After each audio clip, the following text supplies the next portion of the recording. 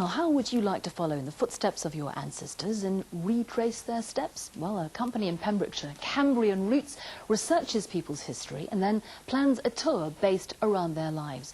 Trevor Fennick met one American family who came over to find out more about their great-grandmother. Now, there might not be many of us who know exactly where our ancestors are from or where our great-great-grandparents are buried. But one family from the United States have travelled over 5,000 miles here to the Tavy Valley to find out exactly that.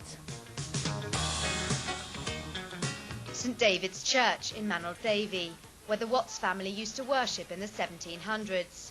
3 centuries later, 73-year-old Cleon Cap from America and her 6 children are going back to their roots.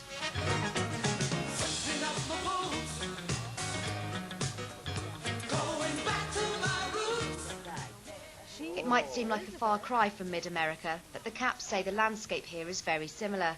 In fact, the green rolling hills was one of the reasons their great-grandmother chose to settle in Iowa back in the 1860s. She missed her homeland and missed her family from Wales so much, she would always pray. She'd kneel down and face east every evening, and she'd say prayers for her family and her homeland that she missed.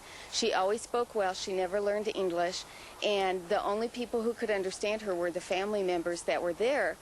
These are the very places where their ancestors sat, prayed, and even got married, and being able to see them is a dream come true.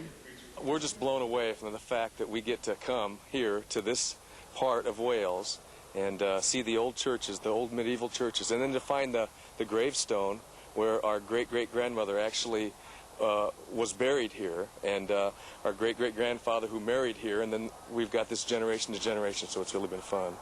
Armed with photos and notes, the Caps will be heading back to the States later this week. There they hope to show their relatives what they've found and bring the family history back home for good.